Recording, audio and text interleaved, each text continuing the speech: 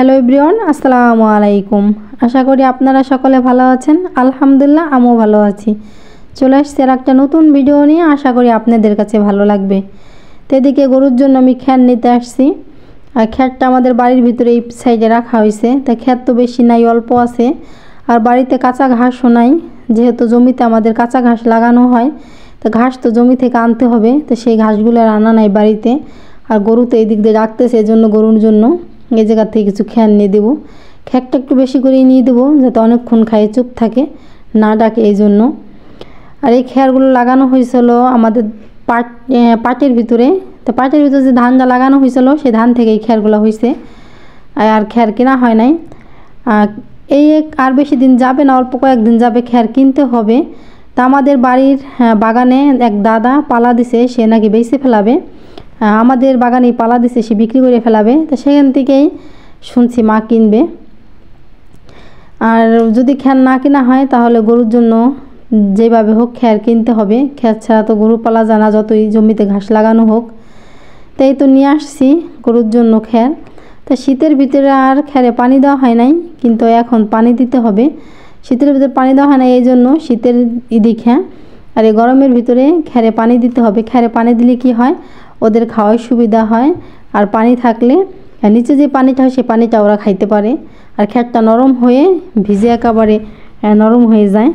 আর শীতের দিনও দিলে ওরা খাইতেও খাবে না কেন, কিন্তু ঠান্ডার ভয়তে দেওয়া হয় নাই, খুব কম দেওয়া হয়েছে। কিন্তু এখন যেহেতু দুপুর টাইম, আর এখন কিন্তু আগের মতো তত শীত নেই, শীতটা একটু কম কম লাগতেছে দুদিন ধরে।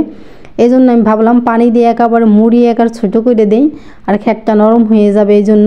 আর আমি হচ্ছে খ্যারে পানি দিলে এইভাবে মোড়ায় মোড়ে একা দলা করে ছোটো করে দিই। আর শুকনা খ্যার দিলে কিন্তু বেশি নোংরা করে, আর পাইভাবে ভিজিয়ে দিলে বেশি নোংরা করে না। আর এদিকে মা ভাঙা গেছে, তো বলে গেছে কাপড় চোপড় ভিজানোর জন্য। বড় বড় মতন মার কাপড় চোপড় ধোয়, আমরা বেশি ধুই না। তা পানি ওরাই খাই গেছে চুলায়। তা গরম পানির ভিতরে এই যে পাউডার দিয়ে মার কাপড়গুলো ভিজাই নিতেছি। তা আমি ভিজাই রাইখা দেই, দেখা যাক আমিও ধুইতে পারি, আমার বোনও ধুইতে পারে, যে কোনো একজন ধুইলেই হবে। তাকে তো ভিজাই রেখে দিই। যেহেতু হালকা গরম পানি, এদিকে মার একটা উলের ব্লাউজ, সেটা দিয়ে ফেলছিলাম। আমি তাড়াতাড়ি উঠেই ফেলছি। যেইভাবে কাপড়গুলো ভিজাই, পানিটা একটু ঠান্ডা হোক, দরকার উপরে দিয়ে রাখবানে। তা না হলে উলের জিনিস কিন্তু গরম পানির ভিতরে দিলে কেমন জানি কুকসাই যায়। এটা ভাইবে আমি তাড়াতাড়ি উঠাই ফেলছি। তো এখন উপর দিয়ে হালকাভাবে ভিজে উপরে রেখে দেবো, বেশি নিচে দেবো না। আর এইভাবে এইভাবে পানিটা করে কাগজ ভিজাইতে কিন্তু পানিটা অনেক ঠান্ডা হয়ে গেছে, এখন সমস্যা হবে না। তাই তো একটু ভিজিয়ে আমি উপরে হাত দিয়ে রাখছি, আবার একটু ছড়াইছি, গরম চাল ছুটে যায়। এখন উপরে রেখে দিলাম। তাই কিছুক্ষণ ভিজুক। তা এদিকে কাপড় চোপড় থালা বাসন যে ধুইতে যাব, আমি দেখতেছি ট্যাঙ্কিতে পানি নাই। তো দেখতেছি ট্যাঙ্কিতে পানি নাই, কি করব? মানুষের মোটর বসাইলে নাকি সুইচ দেওয়ার সাথে সাথে কারেন্ট থাকলে পানি উঠে, আমাদেরও কিন্তু ছিল সেই সিস্টেম। কিন্তু শুক করবা, কিন্তু শুকের পাশে একটু কষ্টও করো, ওই আমাদের শুক আবার আমাদের সয় নাই। এদিকে একটা সুইচ দিলে কিন্তু অটোমেটিক পানি উঠে যেত। হঠাৎ করে যেমন সিস্টেম হয়েছে, সুইচ দিলে পানি উঠে না। এই জায়গা আসতে হয়, রেঞ্জ একটা দিয়ে ওই জায়গা খুলতে হয়, খুলে আবার পানি দিতে হয়, আবার লাগাইতে হয় রেঞ্জ দিয়ে, তারপরে সুইচ দিব, এই যে তারপরে পানি উঠবে। তাছাড়া পানি উঠতেছে না। আগে না হলে আগে এরকম সুইচ দিলে কিন্তু পানি উঠতো, এই সমস্যাটা হয়েছে। এখন কি আর করা যাবে? অনেক সময় দেখা যায় কি, পানির লাইনটা মোটর বন্ধ করার পরে পানির লাইনটা টপ করে কীভাবে যেন রাখে, ওইভাবে রাখলে নাকি পরে আবার চালাইলেই পানি উঠে, পানি দেওয়া লাগে না। আর এই দিকে দেখেন আমাদের বাড়িতে আসছে চাল কুটার জন্য, তার সাথে এই যেই বুড়িগুলো আসছে। তো একে একে কী সুন্দর ওরা বসছে উকুন মারার জন্য, মানে অনেক অনেক সুন্দর লাগতেছে দেখতে।